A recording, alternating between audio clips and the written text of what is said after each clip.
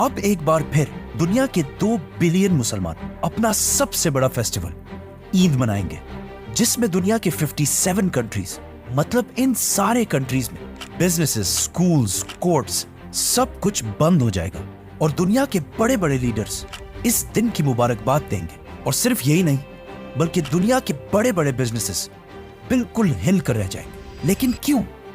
इस सब के आखिर होने का मतलब क्या है? पूरी दुनिया में ये सब कुछ सिर्फ और सिर्फ एक इंसान की वजह से होगा, जिसका नाम था इब्राहीम अलैहिस्सलाम। आज से तकरीबन 4000 साल पहले इराक के इलाके ऊर में इब्राहीम अलैहिस्सलाम पैदा हुए। ये ऊर कोई आम सिटी नहीं थी, बल्कि उस जमाने की एक बहुत ही स्ट्रॉन्ग और इंपॉर्टेंट सिटी थी। इसका अंदाजा इस बात से लगाया जा सकता है कि आज से 4000 साल पहले जब इब्राहीम अलैहिस्सलाम इस सिटी में आबाद थे, उसी टाइम का एक टेंपल इस सिटी में आज भी मौजूद है, जिसे ज़िगुरात ऑफ उर कहा जाता है। ये ऐसी बिल्डिंग्स हैं जिन्हें आज भी बनाना बहुत ही मुश्किल और महंगा काम होगा। और इसी बिल्डिंग की शेप को कॉपी करके यूनाइटेड किंगडम की सीक्रेट एजेंसी MI6 ने अपना हेडक्वार्टर बनाया। इब्राहीम अलैहिस्सलाम का ऊर सिटी में पैदा होना हजारों साल तक सिर्फ तौरात में लिखा हुआ था, लेकिन आज से तकरीबन 100 साल पहले 1930s में साइंटिस्ट को इराक के इसी इलाके से कुछ बहुत ही इंपॉर्टेंट टैबलेट्स मिली, जिनमें साफ साफ इसी ऊर सिटी का बार बार जिक्र है। साइंटिस्ट को इन इंस्क्रिप्शंस के साथ साथ बहुत सारे और खजाने और ट्रेजर्स भी मिले। इन टैबलेट्स के इंस्पेक्शन से ये भी पता चला कि ये 4000 साल पुराने हैं, मतलब एग्जैक्टली इब्राहीम अलैहिस्सलाम के टाइम के आसपास। इन बिल्डिंग्स, इंस्क्रिप्शंस और खजानों को देखने के बाद अब दुनिया के बहुत सारे साइंटिस्ट इस बात को भी मानते हैं कि ये सिटी ऊर उस जमाने की दुनिया की सबसे पावरफुल और सबसे बड़ी सिटी थी। विच मीन्स इब्राहीम अलैहिस्सलाम किसी छोटे से गांव में नहीं, बल्कि उस वक्त दुनिया की सबसे ताकतवर सिटी में पैदा हुए थे। जैसे कि आज कोई न्यूयॉर्क में पैदा हो, और इस सिटी में भी इब्राहीम अलैहिस्सलाम किसी आम घराने में नहीं, बल्कि एक बहुत ही ताकतवर शख्स के घर में पैदा हुए थे, जिनका उस सिटी के बादशाह के साथ बहुत क्लोज ताल्लुक था। लेकिन इब्राहीम अलैहिस्सलाम जवानी से ही इस सिटी में बिल्कुल भी खुश नहीं थे और हमेशा ही इस सिटी के स्कॉलर्स और उलमा के साथ झगड़ते रहते थे, क्योंकि इस सिटी में लोग एक खुदा के बजाय बहुत सारे बुतों की इबादत किया करते थे। और इन बुतों में सबसे ताकतवर बुत था मरदूक, जिसे ये सबसे बड़ा खुदा मानते थे।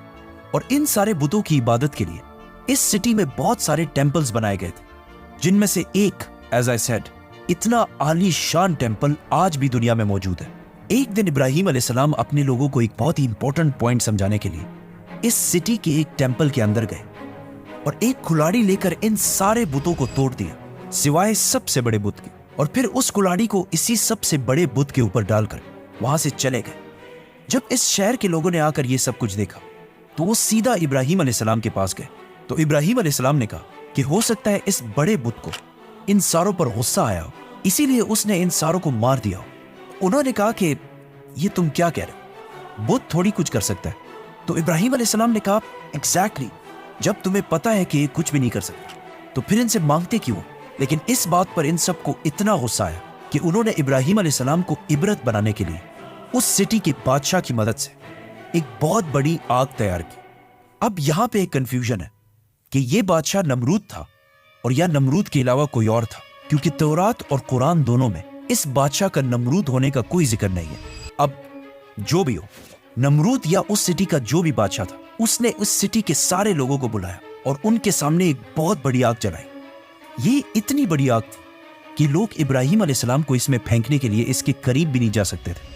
इसीलिए उन्होंने इब्राहीम अलैहिस्सलाम को दूर से फेंकने के लिए उनके लिए एक कैटapult या ऐसी ही कोई चीज तैयार की, ताकि उन्हें दूर से फेंका जा सके। ये सब कुछ ऊर सिटी का एक बहुत बड़ा क्राउड देख रहा था, जो उस वक्त दुनिया के सबसे ताकतवर लोग थे। और इस सारे क्राउड में इब्राहीम अलैहिस्सलाम को सपोर्ट करने वाला कोई भी नहीं था, सिवाय एक शख्स के, इब्राहीम अलैहिस्सलाम के भतीजे लूत अलैहिस्सलाम, जो इसी क्राउड के अंदर मौजूद थे। जैसे ही सारी तैयारियां कंप्लीट हुई, तो आग में फेंके जाने से पहले इब्राहीम अलैहिस्सलाम ने सिर्फ और सिर्फ एक ही बात कही कि मेरे लिए सिर्फ अल्लाह ही काफी है।